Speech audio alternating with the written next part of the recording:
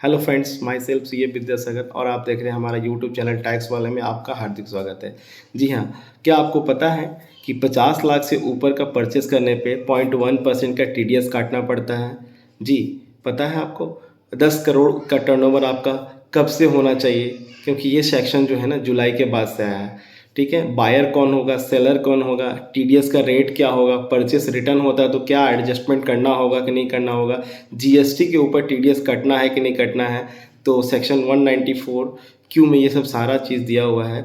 अंत तक जरूर देखें, सारी बातों को समझने के लिए, टीडीएस के इस सेक्शन को ईजी वे में समझने के लिए अंत तक जरूर देखें। जी हाँ, तो एक एक करके अपने ये पूरा प्रैक्टिकल अप्रोच में देखेंगे। अगर आप टैक्स पेयर हैं या प्रैक्टिशनर हैं या स्टूडेंट हैं, सभी को एक इजी वे में मैं समझा दूंगा, ताकि आप अगर सेक्शन आपको रीड करना भी है तो आप एक प्रॉपर रीड कर लेना, आपको पूरा समझ में आ जाएगा। आपको ऐसा बिल्कुल फील नहीं हुआ कि सेक्शन बहुत ही टफ है या बहुत लेंदी सेक्शन है। मैं इसको ब्रेक कर करके इजी वे में मैं प्रैक्टिकल अप्रोच में समझा रहा हूँ। जी हाँ, 1 जुलाई 2021 के बाद से गवर्नमेंट ने एक इंट्रोड्यूस किया section 94 Q, TDS on purchase.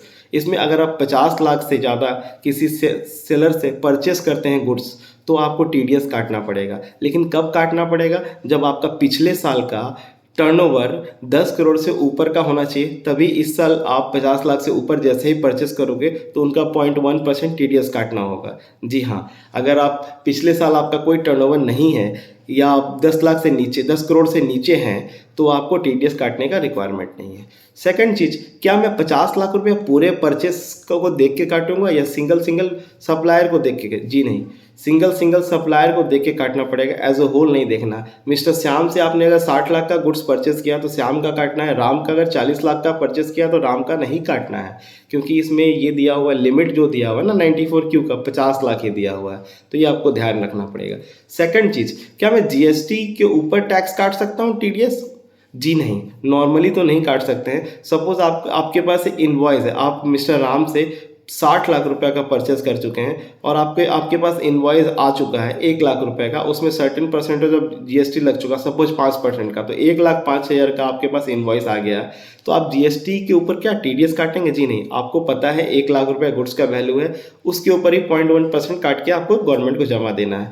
लेकिन कुछ कुछ केस में ऐसा होता है ना कि बिल जो है ना, इनवॉइस बाद में आते हैं और हमको पार्टी को पहले ही पेमेंट करना पड़ता है, क्योंकि हमको अर्जेंट में माल मंगाना है, या हमारा ऐसा कोई टर्म्स एंड कंडीशन है, एग्रीमेंट बना हुआ कि पहले आप पेमेंट करोगे फिर हम माल देंगे। तो इस केस में क्या होगा ना, सपोज आप 5 लाख पेमेंट करते हो तो 0.1% काट के जमा दे देना है। ठीक है, एक चीज़ और मैं आपको बताना चाहूँगा, अगर सेलर आपको पैन प्रोवाइड नहीं करता है तो कितना परसेंट का टीडीएस काटना होगा? नॉर्मली और सब केस में आप देखेंगे 20% काटना पड़ता है, लेकिन इसमें क्या है ना कि 20% नहीं काट के 5% काटना है। तो देखिए, ये नॉर्मली बहुत प्रैक्टिकल पॉइंट है नहीं, क्योंकि आप किसी से गुड्स परचेस करते हो ना, और वो जीएसटी के साथ का गुड्स है, मतलब जीएसटी वाला गुड्स है, टैक्सेबल गुड्स है, तो वो तो बिना जीएसटी नंबर के आपको तो देगा ही नहीं बिल ना, तो ये पॉसिबल नहीं है। नॉर्मल ऐसा होता नहीं है, बट सेक्शन में ऐसा लिखा हुआ है इसलिए मैंने आपको बता दिया। सेकेंड चीज़ है कि आप सपोज आप परचेस करते हो और रिटर्न कर देते हो, तो पहले तो आपने टीडीएस काट लिया 0.1%, तो क्या आप जो परचेस रिटर्न हुआ तो उसको क्या एडजस्ट करना है कि नहीं करना? जी हाँ, करना है। नेक्स्ट बिल में आप उसको एडजस्ट करके पेमेंट दे सकते हो। दूसरा चीज़ ही मैं बताना चाहूँगा कि सेलर और बायर कौन होगा।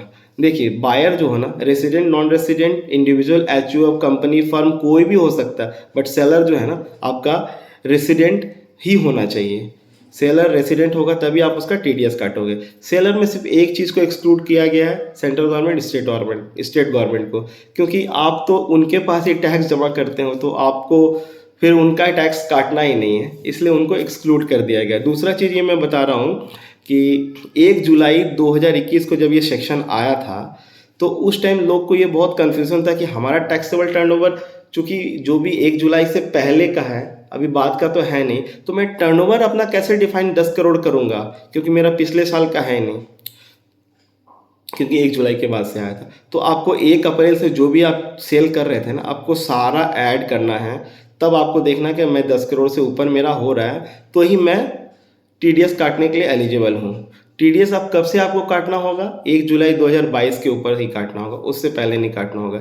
एक पॉइंट और मैं आपको बताना चाहता हूँ जो बहुत इंपॉर्टेंट है, ये फाइनेंशियल ईयर 22-23 या 23-24 में सबको ये प्रॉब्लम आएगा कि सपोज़ मेरा TDS काटने का पूरा ही एलिजिबल हूँ, मेरे 10 करोड़ से ऊपर पिछले साल का टर्नओवर है, पार्टी से मेरी बड़ी पार्टी है, जो मेरा सेलर है ना, वो उससे मैं 4 या 5 करोड़ का सेल करूँगा, परचेस करूँगा ही करूँगा, वो मुझे सेल करेगा ही करेगा।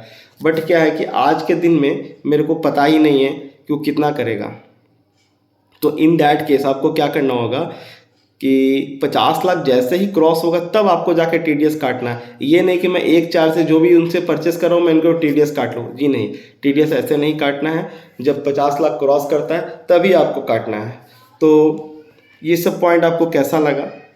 अगर कोई क्वेरी है तो आप हमें कमेंट करें, हम उनका जवाब देंगे, ट्राई करेंगे सारा जवाब देने के लिए। और वीडियो अगर अच्छा लगता है तो लाइक करें और शेयर करें वीडियो, ताकि जो आपके जानने वाले हैं वो भी सेक्शन का लाभ उठा सके। और अगर आप चैनल पे नए हैं तो सब्सक्राइब जरूर करें। Thank you.